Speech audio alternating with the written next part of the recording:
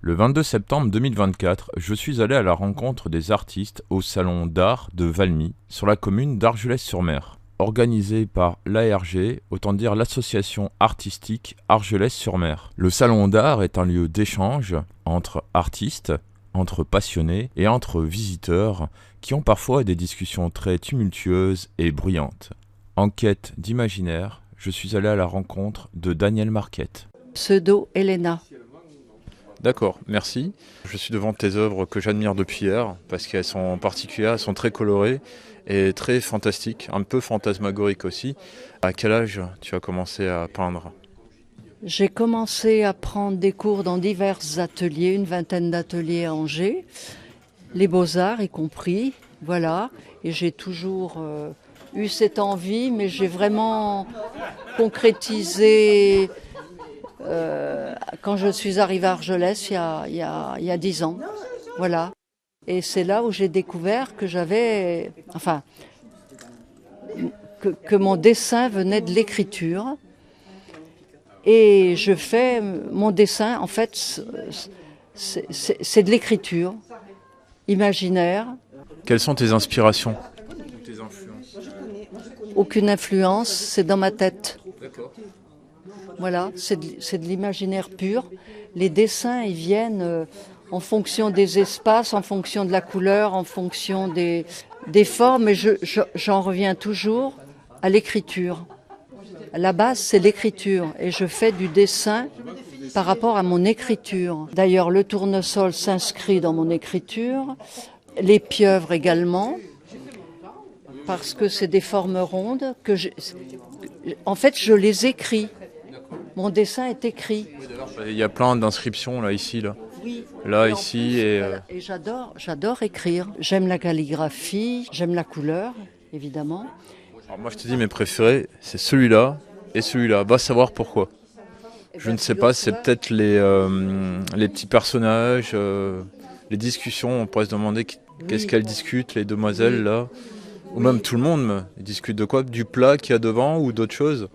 Oui, effectivement, je les mets en scène en peignant, en dessinant. Je mets en scène des personnages, des animaux, des pieuvres, ça peut être des oiseaux. Je fais en sorte qu'il y ait un dialogue entre tout ça, voilà.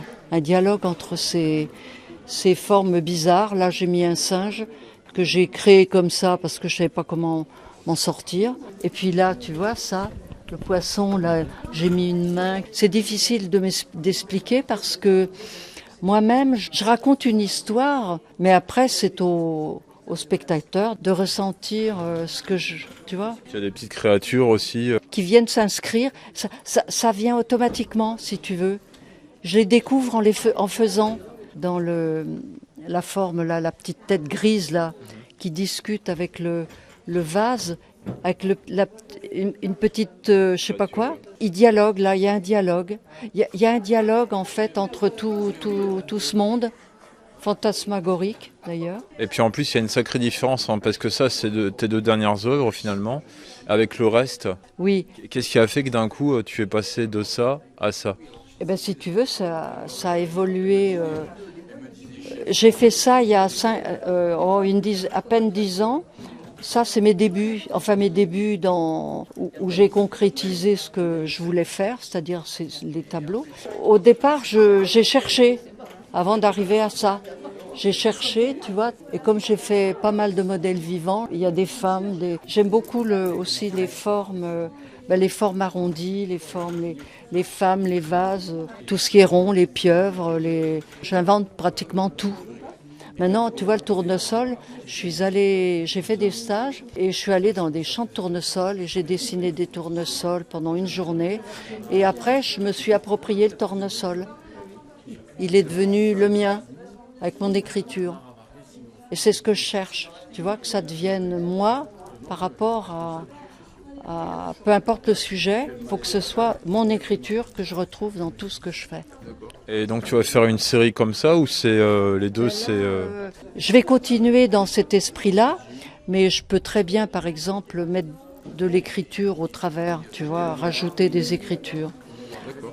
comme je faisais ici, tu vois, là j'ai mis de l'écriture autour. Là, celui-là je l'aime beaucoup parce que, je sais pas pourquoi, en laissant un peu de... C'est plus aéré autour, avec des parties non colorées. Sinon, qu'est-ce que tu as aimé de ce salon d'art finalement, parce que tes œuvres parmi les autres, qu'est-ce que tu as pensé? Ben, je trouve qu'il y a de très belles choses, mais ce qui me parle, moi, j'aime pas travailler sur un sujet imposé, par exemple, le figuratif, c'est-à-dire faire du réel.